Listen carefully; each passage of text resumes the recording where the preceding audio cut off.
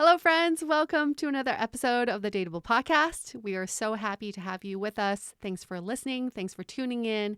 And for anybody who's new to this podcast, in case you didn't know, we talk about dating, yes, on the surface level, but we go way deeper than that. We are really about human connection and the sociology of dating and the dating culture that we see today. And so many of you are frustrated with the dating culture.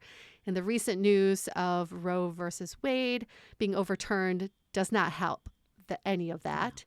And we are still kind of recovering from that. But so glad that last week, Julie texted me and she said, let's disrupt our regular programming. Let's do an episode about this. And it was completely the right call because we needed to address this and also share some of the stories from our community.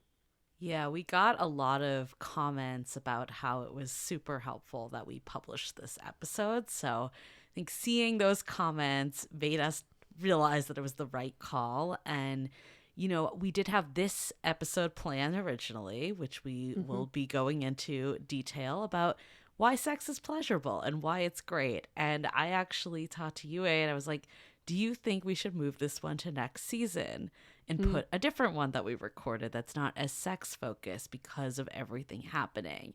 And I'm glad that you were like, no, we need to keep going because while like obviously, you know, there's dangerous sides of sex, we can't just live in fear either and like forget about all the positives of sex too. Like I don't think that gives us a good culture moving forward. And The Atlantic wrote about the sex recession that we're in and how younger generations are not looking at sex as pleasurably as we used to. And I think it's really sad because sex is part of us and it is pleasure if we choose it to be. And we shouldn't demonize sex. We should actually openly talk about sex. So I'm glad we're having this episode. But part of this is it makes me realize that Dateable is such a safe space and our Facebook community is such a safe space. But as soon as we put content out on the internet, it becomes not so safe. So yes, we put some stuff on TikTok and on our Instagram Reels, and some of the comments we got about our last week's episode regarding Roe V Wade, where we had to delete some of them because it was just so fucking inappropriate. One guy said women are demons. We had someone else say, actually, that one, the one that you and I texted about, that one really brought it home for me was it's women's responsibility to not open their legs, this man said. And I was shocked that someone's still saying that. I shouldn't be shocked. They're internet trolls, but I was so shocked that someone would actually say that out loud.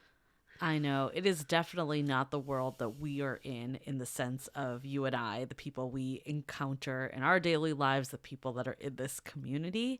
But I'm sure people were just trolling Instagram and TikTok, looking up hashtags around Roe v. Wade and abortion and whatever. Yeah. And, you know, that specific person, we clicked into his profile and it was all basically about like how abortion is terrible. And, you know, who even knows if that's a real account? Like it could be a total fake planted troll. True. But yeah, it was definitely one of those things that I'm glad that we can remove comments. And, you know, we're generally pretty free speech and doing that. But then there becomes a time that you're like, this isn't even our listener base responding to this. Yeah. Like, this isn't okay. And, you know, like, I think,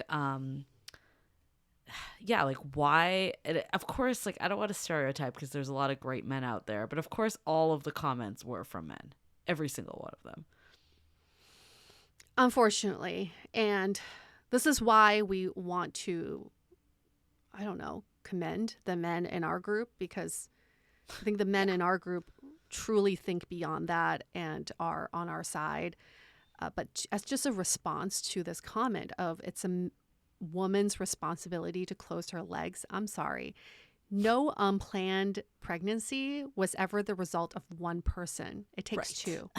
Yes, some women choose to get pregnant on their own, but that's a pregnancy they're going to go through with.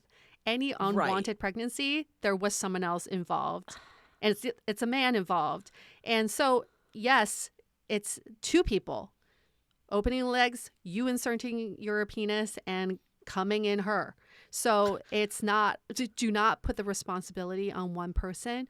And also, if you heard our last week's episode, we had women who used all sorts of contraception that failed, or were with partners who lied to them. And we also hear of these other stories that we didn't feature in this episode are women who had medical issues where it would, having this child would put their life at danger. So stop with this bullshit. Okay. Stop with this blame game. It is not cool. It really isn't. And, you know, there was this quote that Dr. Diane, who we had on our podcast a while back, she put up, and I want to read it because I think it's very relevant to all that's going on, but also where we're going with this episode in the future of, you know, two people using sex as a connection mechanism, because that is like a big piece of relationships. And I think that the fear here is that that's going to diminish that aspect as well. So what she said was, with today's Supreme Court ruling, sex will no longer be a fun, get-to-know-you experience. From a mental health perspective, the question is, are you prepared for the consequences of sex? Couples must have serious conversations about the impact of their actions, birth control, and relationship status. And I think it's like the pandemic. It's just like all these things just continue to make the barrier to have sex even larger. And, you know, some people might say that's a good thing, but I would also argue that, you know, to have a relationship that flourishes, like, sex is a really good thing, and we should not be taking that away as a result of everything. Sex is part of the communication in a relationship. So if we're always talking about improving our communication skills, sex is part of that. And I'm sad that we keep demonizing sex.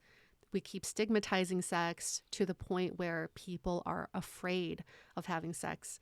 So hoping that this episode will open that mindset up a little bit, where we can see sex positively, but also just know why we have sex, be more intentional when we do it.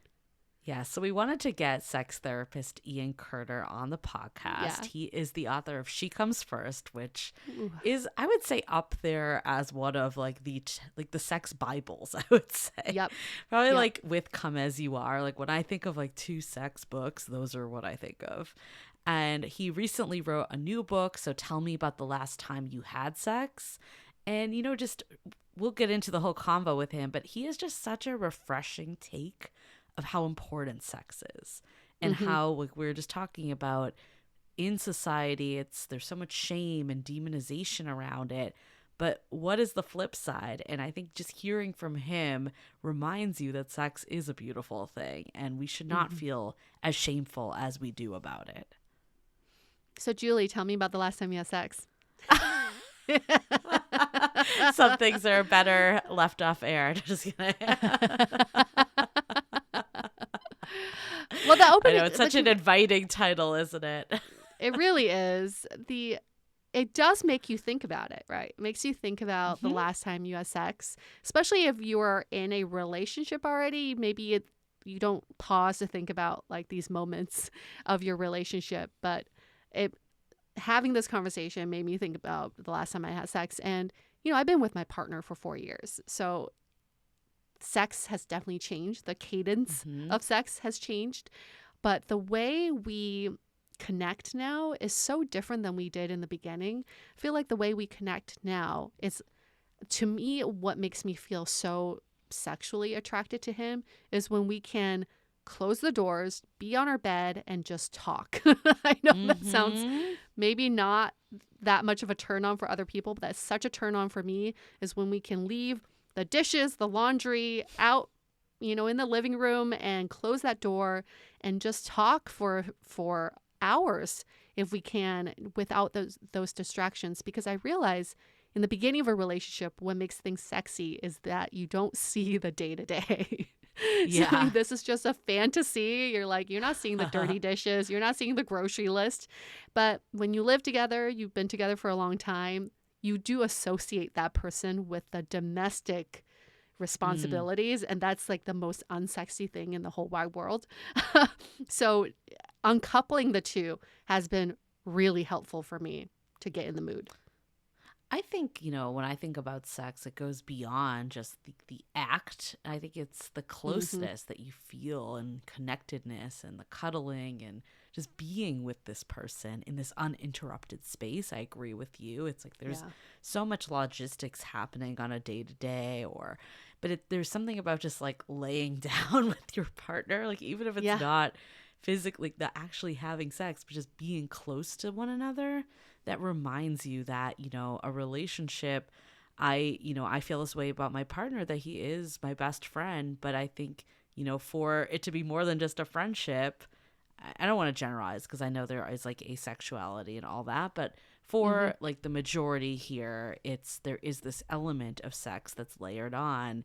And, something that's striking about this conversation that we get into is that like people don't want to say that they're looking for that sexual connection anymore, because I think Mm. there's like such a stigma, like that shouldn't be the quality that's important, because we all get old and ugly, but I think there is an element that there needs to be that attraction to your partner, and I don't think you should Yes. feel guilty about and like suppress that. Like I think there's a reason why you're with someone.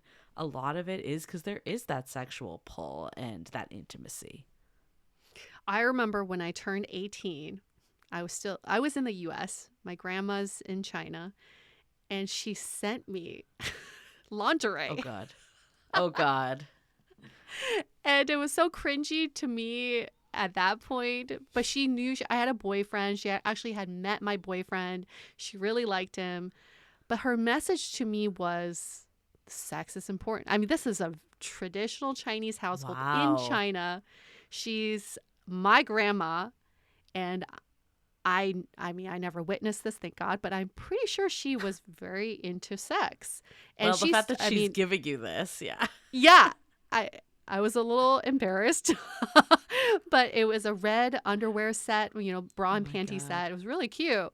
And she didn't like she didn't write a letter, but that's what she was implying. And years later, I've learned to realize the reason why she's so uh, what's the word? She's so alive. I don't know. She's still Uh-huh. alive, but she was so alive and vibrant was because she loved human connection and she really Mhm. loved exploring that part of her. And maybe with my grandpa, who is no longer with us, but I don't even want to think about that. But it's good. It's good to know that I come from a family that that at least sees that as a priority, especially in Mhm. a Chinese family. And I think that's why I was just such a horny kid because maybe it's just passed down. There is, that theory that it is passed down as hereditary. But I was a very horny kid. I'll leave it at that. We'll save that for another episode. I feel like you've talked about that before on some I probably have. episodes. People can go through the archives on that one. It's interesting though, even just the language you were using right now though, is like I don't want to think about it, or like all that. Yeah. And I think that's so ingrained in us that it's something that we shouldn't be thinking about, and it's almost like wrong if we're envisioning people that, but instead of celebrating like this is a foundation of a relationship. And I'm glad that we can like have that open conversation today, because I do believe it is a foundation and we need to start celebrating that more. Sometimes when I'm driving in my car, because in LA, that's all you do is just be in your car, I think I'm a stand up comedian and I go over some material in my head. And the last time I was stuck in traffic, I had some pretty good material. I was like, sex wouldn't be stigmatized if our parents actually forced us to have sex when we were kids. Kind of like how they force us to eat broccoli and Brussels Yeah. sprouts. Can you imagine if your parents are like, "Did you have sex today? Well, go get your sex today. Okay, sex is good for you. Go do it. Don't do your homework. Go have sex." Imagine if we grew up like that. We wouldn't be Yeah. having, well, we certainly wouldn't uh, be stigmatizing sex, but also maybe we just wouldn't view sex as such a mystery. Mhm. Well, I think of Mean Girls every time. That scene where they're Oh, with yes. the what is it, like the football coach that's now leading sex ed, and he's like, you Yeah. will, if you have sex, you will die. That is You what I will always think of, and I feel like that was ingrained when you were younger, that Yes. this is something really bad. And yeah, and I think that what we've learned from some of the comments on our Instagram and TikTok is there's a cohort that still very much believes that. So I'm glad Yes. we're, continuing with this episode, continuing to also push the narrative that sex can be a wonderful thing. We can't forget that. That doesn't mean that diminishes anything that's going on any more or less. I think that Yep. we need to keep them as separate entities, which is difficult because they are interconnected, but it's important that we continue to keep them separate. Yes. Okay. So announcements this week. Do we have any? I would say, okay, announcements this week. Share this with a friend. I feel like we all need that reminder right now. I've had so many conversations with friends over the last week of just, how sad we all are and just down on things. And I feel like this episode will make us remember the good stuff. So pay it forward, share it with a friend, or even share last week's episode with a friend. I thought it was personally very therapeutic hearing real people share their story, even though, Yeah. it's not always the most uplifting conversation. The fact that people were able to share what they went through, how they processed this, I found it therapeutic. So depending on what your friend needs, you got your choice. You can send them either or both, depending on the mood. And then Love at it. Dateable Podcast is our Instagram and TikTok. We had a viral video the other day. I don't know, technically, is that viral? Maybe not viral, but viral for us when the rest of ours are like It's all not relative. even close. So relatively viral. We'll call it that. Join us on TikTok. Help us grow. This is our infancy, but I feel like we're making progress. Every day is a little better on TikTok. I'm not going to lie, I was a little embarrassed to give out our TikTok in the beginning, but now I feel like we're putting some effort into it. So yes, please follow us on TikTok. It is kind of a different content that we're putting out there, a different tone, but we would love your support on that channel. Yeah. At Anyway, Dateable and I are Podcast. going to continue to evolve it. We're going to think about a little further how we want to go out on TikTok. So you might as well get in now. So you're here to see all the trials. Progression. Yes. Oh, And the we'll good, see bad, how- and ugly. Yeah, exactly. I was like, there might be some stuff that we regret later, but you'll be able to see it if you follow us. That's how you hook people into following you, right? You're like, just watch the just train wreck that's about to come out. watch the shit show happening.